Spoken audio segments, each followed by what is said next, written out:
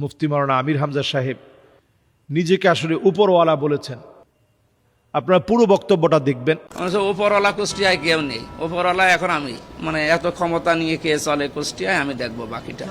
আমি তার পক্ষে বলছি, বিষয়টা এমন না। উনি বলছেন যে হসপিটাল ভিজিট করে হসপিটালের যে অনিয়মগুলো আছে সেই অনিয়মগুলোর ক্ষেত্রে তিনি এটা বোঝাতে চেয়েছেন যে এই অনিয়মগুলো কেন হয়। তো লোকেরা জবাব দিয়েছে যে উপরওয়ালাদের কারণে হয়। আসলে কথাটা হয়তো উনি বোঝাতে চেয়েছিলেন উপর মহলের কারণে হয়। আমরা বাংলাদেশের যে কোনো আপনি সেক্টরে যাবেন, কথাটা বলতে গেলেই যে আসলে আপনি এই অন্যায়টা করছেন কেন, যে আসলে হুজুর আমার তো কিছু করার নাই, উপর মহলের নির্দেশ। তো উপর মহলের নির্দেশের কারণে এটা আমার করতে হয়েছে। তো যেহেতু উনি রমাদান মাসে অনেক সময় দেখবেন কথা বলতে গেলে আমাদের মেজাজ খিটখিটে হয়ে যায়, অনেক সময় দেখা যায় ভারসাম্য ঠিক থাকে না, অনেক সময় কথা আমরা গোলমাল পাকিয়ে ফেলি, এটা হয় স্বাভাবিক। তো উনি উপর মহল বলতে গিয়ে উপরওয়ালা বলে ফেলছেন, যে এখানে তো উপরওয়ালা বলতে কিছু নাই, উপরওয়ালা এখন কুষ্টিয়ার ভিতরে আমি। এটা একজন এমপি তার মাসউলিয়া বুঝাতে গিয়ে বলছেন, কারণ কুল্লুকুম রাইন ওয়া কুল্লুকুম মাসউলুন আন রাইয়াতিহি, প্রত্যেকে দায়িত্বশীল, দায়িত্বের ব্যাপারে আপনাকে জবাবদিহিতার সম্মুখীন হতে হবে। এজন্য বর্তমান পার্লামেন্টে প্রায় 24 জনের মতো ওলামায়ে কেরাম আছেন। আমরা দেখতেছি সবাই এত দৌড়াচ্ছে সুবহানাল্লাহ জনগণের জন্য। গতকালকে দেখেছি যে একটা জায়গায় উঠার জন্য লিফট বন্ধ। তো আমাদের সিলেটের এমপি সাহেব মাশাআল্লাহ তিনি আলেম, তিনি চলে গেছেন, গিয়ে বলছেন লিফট বন্ধ কেন, জনগণের টাকায় লিফট বন্ধ থাকবে কেন। আমরা দেখেছি মাওলানা হানজালা সাহেব, তিনি দৌড়িয়ে দৌড়িয়ে মানুষের পাশে দাঁড়িয়ে দাঁড়িয়ে কাজ করছে। এরপরে বরগুনার আরো একজন আলেম আছেন আলহামদুলিল্লাহ, তিনিও আমরা দেখলাম মানুষের পাশে দৌড়ায় দৌড়ায় কাজ করছে।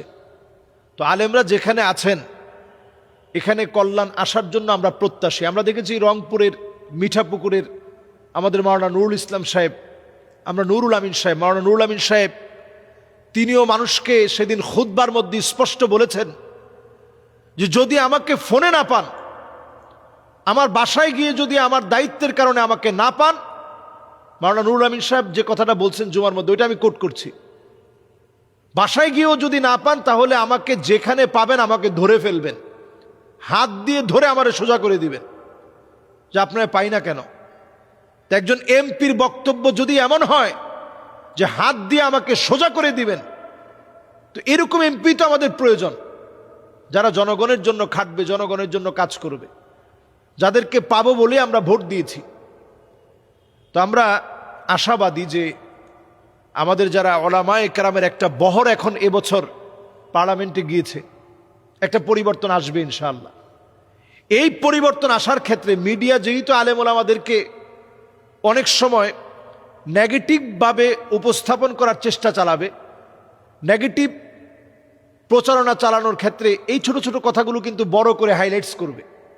যেমন এই কথাটা যে আমি এলাকার উপরওয়ালা, আসলে এটা বাহ্যিক দৃষ্টিকোণে কোনো ব্যক্তি এই কথাটা বলতে পারে না। কেউ যদি বলে যে আমি উপরওয়ালা, উদ্দেশ্য যদি এটা হয় যে আল্লাহর ক্ষমতার সাথে তার ক্ষমতা বোঝানো, তাহলে এটা শিরক হবে। আমি নিশ্চিত একজন আলেম ন্যূনতম সেন্স থেকে এই কথাটা বলতে পারে না যে আমি উপরওয়ালা।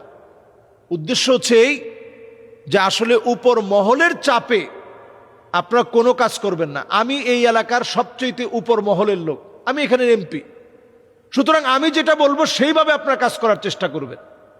তো এই কথাটা নিয়ে আমরা সবসময় পেঁচানোর চেষ্টা করব না। আলেম ওলামাদের একটা সুন্দর দিন আসুক, এটা আমরা চাই।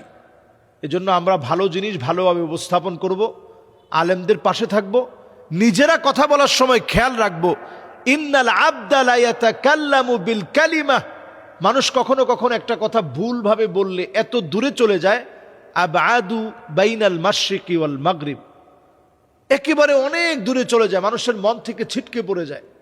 এজন্য আমরা কথা বলার ক্ষেত্রে সজাগ হয়ে কথা বলবো, আর আমরা সজাগ সচেতন থাকবো, কোনো কথা যেন ভুলভাবে প্রচার করতে কেউ না পারে।